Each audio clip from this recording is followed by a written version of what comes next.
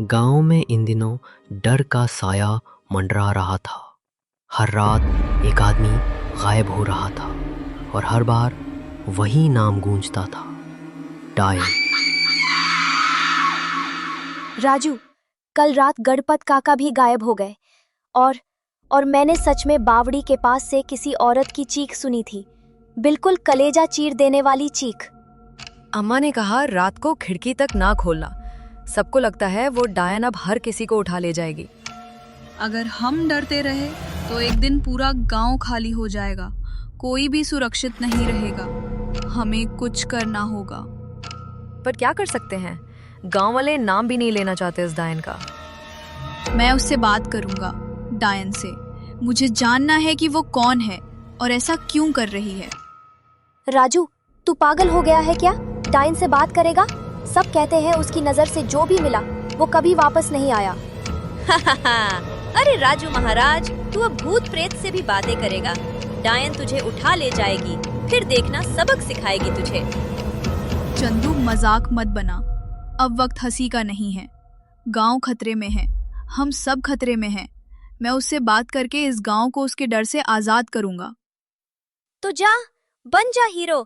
बस मेरी सलाह मान। डायन को जवाब देने नहीं, सिर्फ लेने की आदत है। हर डर के पीछे एक कहानी होती है और जब तक वो कहानी नहीं समझेंगे, ये डर हमारा पीछा नहीं छोड़ेगा। मुझे उसकी कहानी जाननी है ताकि गांव को उसकी सजा से बचाया जा सके।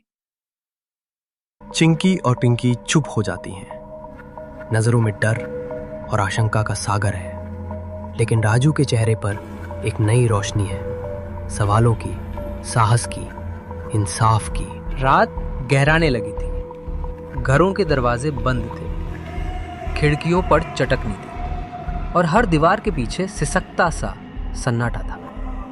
लेकिन एक घर था जहां अब भी उम्मीद की लौ जल रही थी।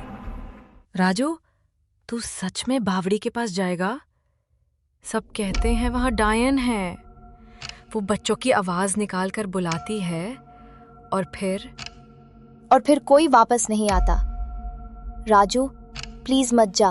मैं जानना चाहता हूँ कि वो कौन है। वो कोई औरत है, कोई आत्मा है, कोई कहानी है, पर डर से भागकर हम कभी जान नहीं पाएंगे।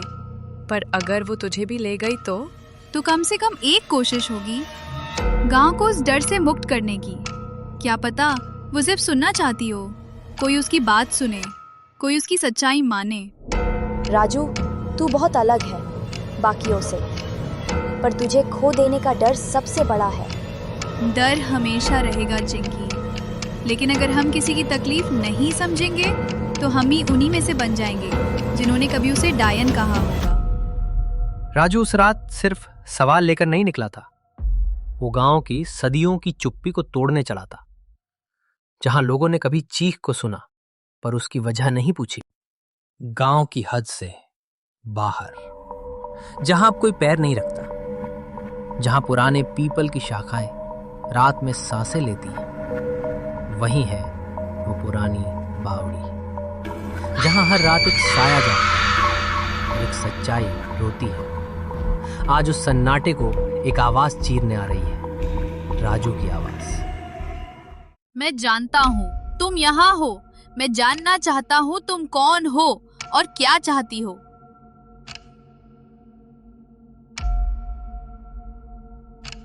तुमने जिनको लिया वो हमारे अपने थे, पर क्या किसी ने कभी तुम्हारी बात सुनी? मुझसे बात करने आया है?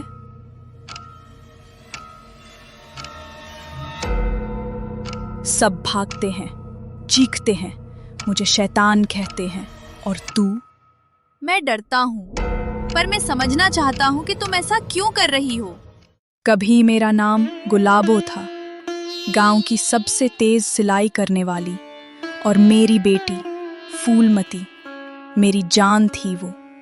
जब वो 5 साल की थी, मैंने उसे सिखाया था कैसे आ ए ई लिखते हैं। तुम पढ़ी लिखी थी? थोड़ी बहुत। शहर से एक लड़की आती थी सिखाने। मैंने सीखा और चाहा कि मेरी फूलमती पढ़े, बड़ी अफसर बने। तो फिर? गांव के मर्दों को ये मंजूर नहीं था। लड़की अगर किताबें पढ़ेगी तो हाथ से रोटियां बनाना भूल जाएगी। एक रात मेरी बेटी को स्कूल से आते वक्त अकेले पाया उन्होंने और अफवाह फैलाई, गुलाबो टोटके कर रही है, बच्ची को बलि देगी। भीड़ जुटी, मैं हाथ जोड़ती रही, रोती रही, पर उन्होंने मुझे खींचकर पीटा, मुझे डायन कहा। और उस रात आग जल रही थी और मेरा सपना उसी आग में राख हो गया।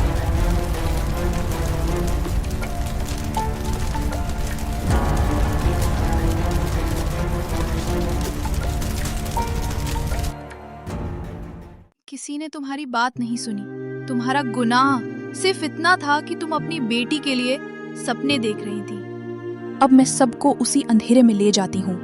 वो बच्चे, वो माँ बाप, सब जाने क्या होता है जब कोई तुम्हारी बात ना सुने। लेकिन वो बच्चे तुम्हारे जैसे ही किसी माँ के बेटे बेटियां हैं। क्या तुम चाहोगी कि किसी और फूलमती का सपना भी अधूरा रह जाए? तुम्हें नफरत नहीं, इंसाफ चाहिए, और वो इंसाफ मैं दिलाऊंगा। मैं तुम्हारी कहानी सबको बताऊंगा। मैं वादा करता हूँ, अब इस गांव की कोई बेटी शिक्षा से वंचित नहीं रहेगी। अगर तू वादा निभा सका तो शायद मेरी आत्मा को चैन मिल जाए। मैं लौट जाऊंगी हमेशा के लिए। एक आत्मा को मुक्ति मिली और एक गांव ने पहली बार किसी औरत की आवाज को सुना। एक रात जिसने गांव की रूह तक हिला दी थी, अब नई सुबह की शुरुआत थी। डर की जगह अब सवाल खड़े हो रहे थे और उन सवालों के बीच खड़ा था राजू। राजू, तू ठीक है? तू सच में डायन से मिलकर आया? बावड़ी से अब कोई आवाज नहीं आ रही। क्या वो चली गई? झूठ मत बोल राजू, डायन से कोई बात नहीं कर सकता। तू हीरो बन रहा है क्या? मैं सच बोल रहा हूँ। मैंने उससे बात की। उसने किसी को बिना वजह नहीं उठाया था। उसके साथ बहुत बड़ा अन्याय हुआ था। क्या मतलब? राजू, साफ साफ बताओ। वो कोई डायन नहीं थी। वो एक माँ थी, एक औरत जिसकी बेटी पढ़ना चाहती थी, लेकिन गांव के लोगों ने उस पर शक किया, उसे डायन कहा और जिंदा जला दिया। क्या क्या ये सच है? हाँ, उसका गुनाह सिर्फ इतना था कि उसने अपनी बेटी को स्कूल भेजना चाहा और उसकी सजा मिली मौत। वो बस इंसाफ चाहती थी और हमारी सहानुभूति। कितना अन्याय हुआ, और हमने पीढ़ी दर पीढ़ी उस औरत को डायन समझा। उसकी आत्मा का गुस्सा जायज था राजू, लेकिन तूने उसे इंसान की तरह देखा, तभी वो चली गई। मैंने वादा किया है, गांव में अब कोई भी लड़की अपनी पढ़ाई से नहीं रोकी जाएगी। हर माँ की ममता को इज्जत मिलेगी। आज से एक नया फैसला होता है। गांव में हर लड़की को पढ़ाई का पूरा हक मिलेगा और उस पुराने मामले की सच्चाई अब दबेगी नहीं। मैं खुद तहकीकात करवाऊंगा। राजू ने न सिर्फ एक आत्मा को मुक्त किया, बल्कि गांव के मन से एक पुराना अंधविश्वास भी तोड़ दिया। डर को समझदारी से हराया और इंसाफ को इज्जत दिलाई।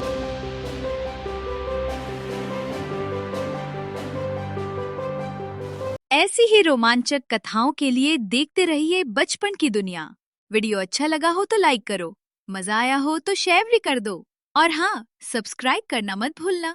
घंटे का बटन भी दबा दो ताकि नया वीडियो आए और आपसे छूटे नहीं। चलो मिलते हैं अगली कहानी में। तब तक के लिए टाटा, बाय बाय।